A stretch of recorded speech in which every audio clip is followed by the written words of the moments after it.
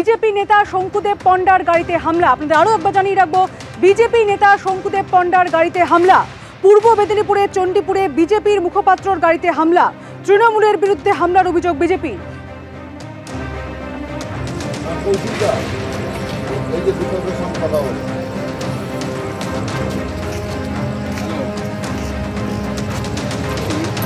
এ বিষয়ে বিস্তারিত জানবো, কথা বলে নেবো আমাদের প্রতিনিধি বিটন চক্রবর্তীর সঙ্গে। বিটন, বিস্তারিত জানাও।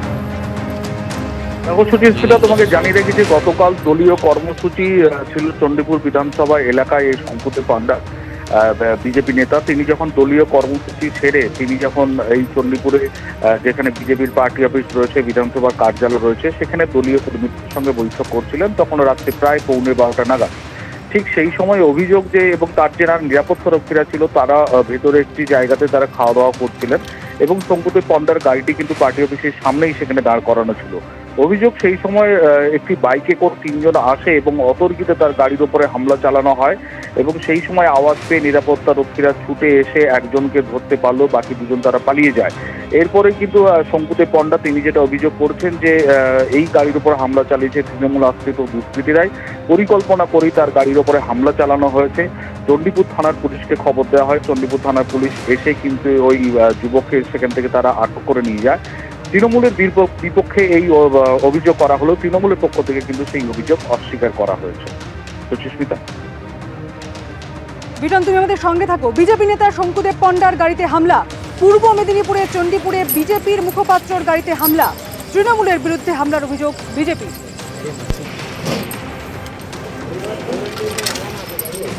সরাসরি উদ্দেশ্য ছিল মেরে ফেলার, লক্ষ্য ছিল, প্ল্যান্ট ফুললি অপারেটেড হচ্ছে। পুলিশকে জানিয়েছে, পুলিশ দর্শকের মতো দেখছে, এখনো পর্যন্ত কোনো অ্যাকশন হয়নি। আমরা সিরিয়াসলি বলছি, যদি এটা সিরিয়াসলি টেকেন ওভার না হয় তাহলে আমরা ইলেকশন কমিশনের যে লেভেল পর্যন্ত যাব। আমাদেরকে চমকে ধমকে আক্রমণ করে কোনোদিন রোখা যায়নি, রোখা যাবে না। মেমারির পর হুগলি শ্রীরামপুরের সভাতেও কেন্দ্রীয় স্বরাষ্ট্রমন্ত্রী অমিত শাহ বললেন মমতা বন্দ্যোপাধ্যায় তার ভাইপোকে মুখ্যমন্ত্রী করতে চাইছেন, আর জানিয়ে পাল্টা জবাব দিয়েছে তৃণমূল। ममता बनर्जी अपने भतीजे को सीएम बनाना चाहती है। পূর্ব বর্ধমানের মেমারির পর এবার হুগলির শ্রীরামপুর, ফের অমিত শাহর মুখে শোনা গেল ভাইপো শব্দ। মুখ্যমন্ত্রিত্ব নিয়ে পরিবারতন্ত্রের অভিযোগে সুর চড়ালেন কেন্দ্রীয় স্বরাষ্ট্রমন্ত্রী। ये परिवारवादी पार्टियां हैं जिसमें ममता बनर्जी अपने भतीजे को सीएम बनाना चाहती है, शरद पवार अपनी बेटी को मुख्यमंत्री बनाना चाहते हैं, उद्धव ठाकरे अपने बेटे को सीएम बनाना चाहते हैं, स्टालिन अपने बेटे को मुख्यमंत्री बनाना चाहते हैं और सोनिया गांधी राहुल बाबा को पीएम बनाना चाहती है। और दूसरी ओर कौन है? दूसरी ओर गरीब चाय वाले के घर पे जन्मे हुए इस देश के महान नेता नरेंद्र मोदी है। नरेंद्र मोदी, ये दोनों के बीच में श्रीरामपुर वालों आपको तय करना है ये देश किसको देना है। এটা অবশ্য প্রথমবার নয়, এর আগে মেমারির সভাতেও এই একই সুরে আক্রমণ শানিয়েছিলেন অমিত শাহ। ये चुनाव जो है वो तय करने का चुनाव है कि देश की जनता को, बंगाल की जनता को परिवारवाद राज चाहिए या राम राज्य चाहिए।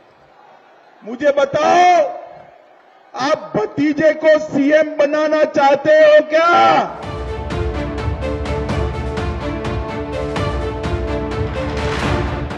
অভিষেক বন্দ্যোপাধ্যায়, তাকে আপনারা সামলাতে পারছেন না, রুখতে পারছেন না, রাজনৈতিকভাবে মোকাবিলা করতে পারছেন না।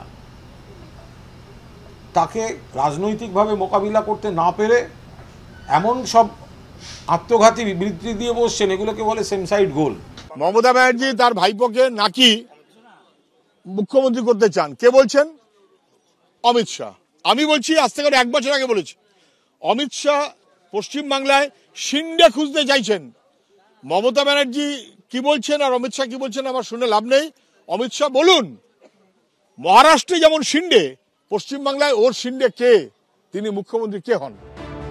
লোকসভা নির্বাচন, দেশের প্রধানমন্ত্রী বাছাইয়ের নির্বাচন, তার প্রচারে এসে বারবার মুখ্যমন্ত্রিত্ব নিয়ে অমিত শাহর আক্রমণ বাকযুদ্ধে নতুন মাত্রা যোগ করছে। অর্ণব মুখোপাধ্যায়, কৃষ্ণেন্দু অধিকারী, আশিস বাগচি, এবিপি আনন্দ।